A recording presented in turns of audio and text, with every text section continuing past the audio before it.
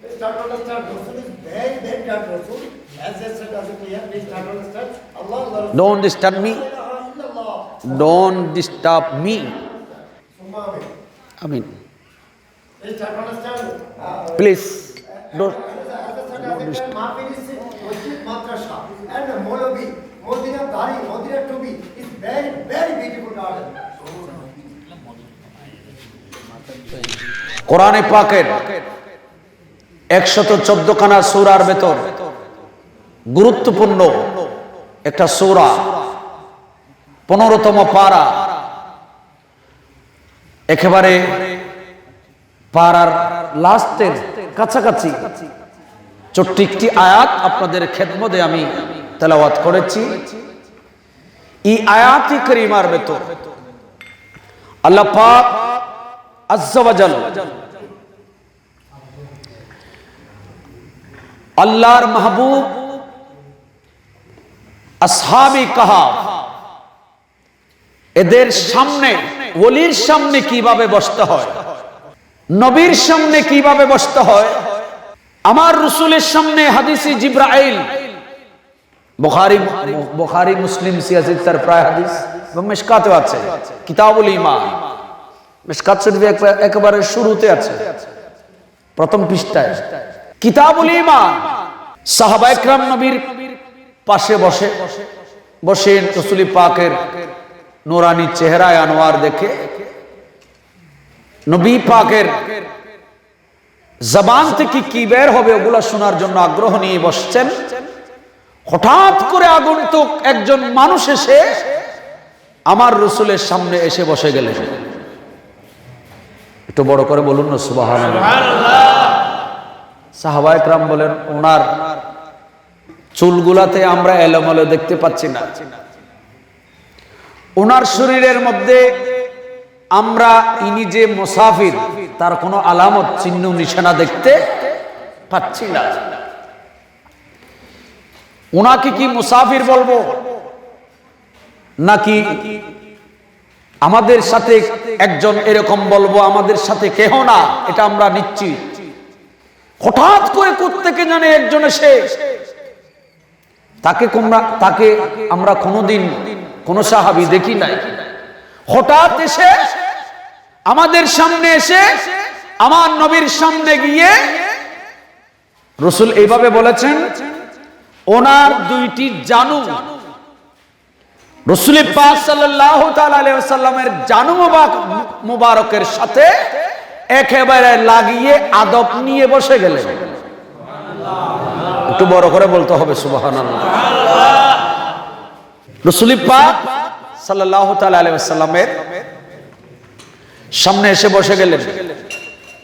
সাহাবায়ে কেরাম বলেন, ওনাকে আমরা চিনি না, মুসাফিরের কোনো আলামতও ওনার কাছে নাই, ইনি কে? ইনি এসে রাসূল পাকের জানু মুবারকের সাথে ঠেস লাগিয়ে বসলেন। রাসূল পাকের জানু আর ওনার জানু একেবারে কাছাকাছি, করিব। ইনি ইসলাম সম্পর্কে জিজ্ঞাসা করলেন, ঈমান সম্পর্কে। ইনি বলেন, ইয়া রাসূলুল্লাহ আখবিরনি আনিল ইসলাম, হুজুর আমাকে একটু ইসলাম সম্পর্কে বলুন। এরপর জিজ্ঞেস করলেন, আখবিরনি আনিল ঈমান, হুজুর ঈমান সম্পর্কে আমাকে একটু বলুন। আখবিরনি আনিল ইহসান, ইহসান সম্পর্কে আমাকে একটু বলুন। একটু বড় করে বলুন সুবহানাল্লাহ। আমি এই হাদিস বলার আমার উদ্দেশ্য না, আমি শুধু আদবটা দেখাচ্ছি। নবীর সামনে এসে যিনি এই প্রশ্নগুলা নবীর কাছ থেকে করলেন, জানতে চাইলেন ইসলাম সম্পর্কে, ঈমান সম্পর্কে, ইহসান সম্পর্কে জানতে চাইলেন, আমার নবী ওনাকে উত্তর দিলেন। ইনি রাসূল পাকের উত্তরটাকে মেনে সাদাকতা বলে ইনি মেনে এরপর ওই বটুক থেকে উঠে চলে গেলেন। পাশে বসা সাইয়েদনা ফারুক আযম রাদিয়াল্লাহু তাআলা, ইনি বলছেন, ইয়া রাসূলুল্লাহ ইনি কে? ওনাকে তো আমরা চিনি না, ইনি কে? তখন আমার নবী বলেন, ওগো সাহাবী, ইনি হচ্ছেন হযরতে সাইয়েদনা জিবরিল আমিন, যিনি তোমাদেরকে ঈমান, ইসলাম, ইহসান শিখানোর জন্য এসেছেন। সুবহানাল্লাহ। একটু বড় করে বলি সুবহানাল্লাহ।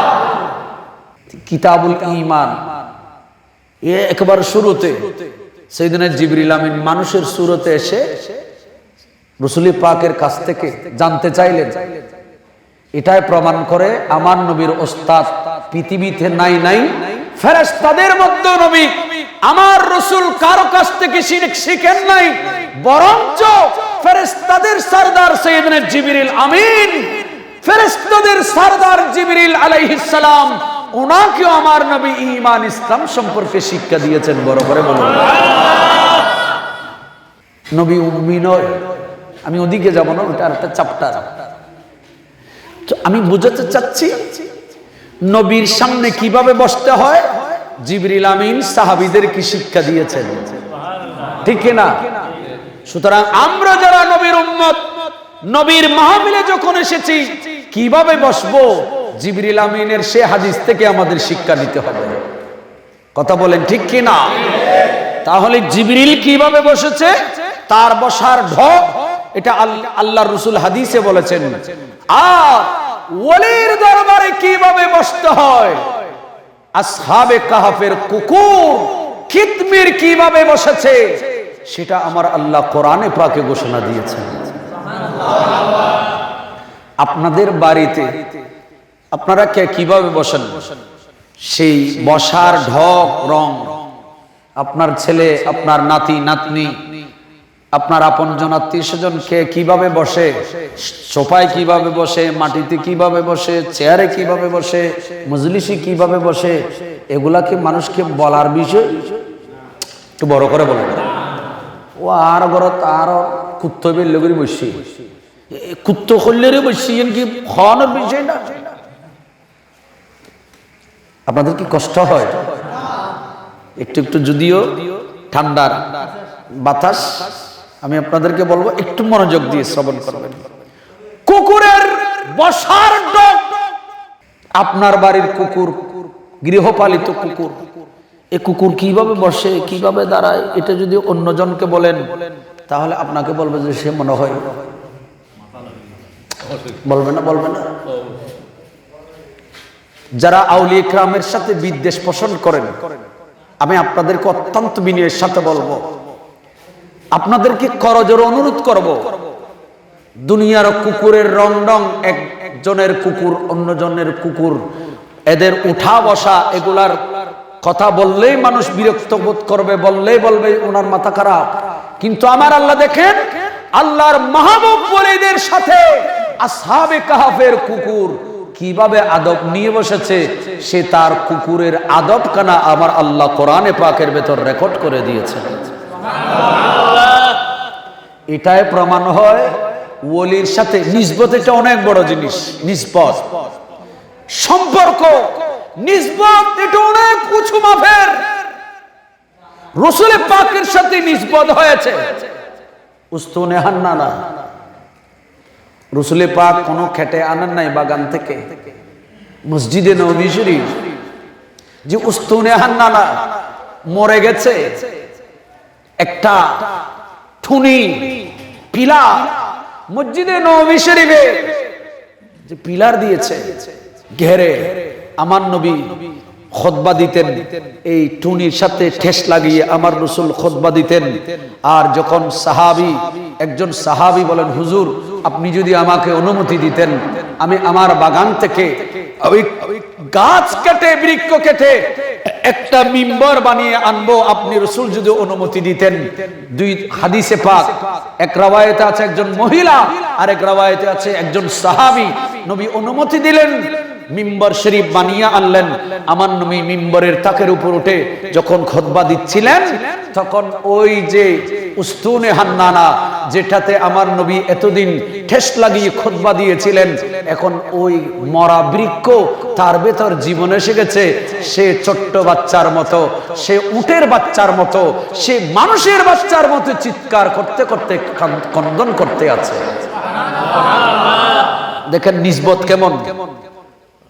নবীর সাথে মরা বৃক্ষ লাগলে সেটাও জীবিত হয়ে যায়।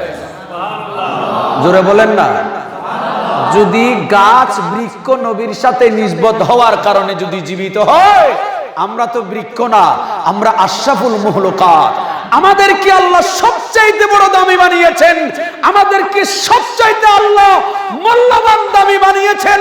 আমরা আল্লাহ পাকের তাওহীদকে বিশ্বাস করেছি, আল্লাহর নবীর আল্লাহর রাসূলের সর্বশ্রেষ্ঠ রাসূলের উম্মত হয়েছি। আমরা যদি রাসূলে পাকের সাথে নিসবত যদি আমাদের ভালো হয়, মরা বৃক্ষ যদি জীবিত হয়ে যায়, আমাদের মরা কলব জীবিত হয়ে যাবে। ঠিক কিনা বলে? তাতে কোনো সন্দেহ আছে? কিন্তু এখন আমাদের নিসবত তো সেই দিকে নাই।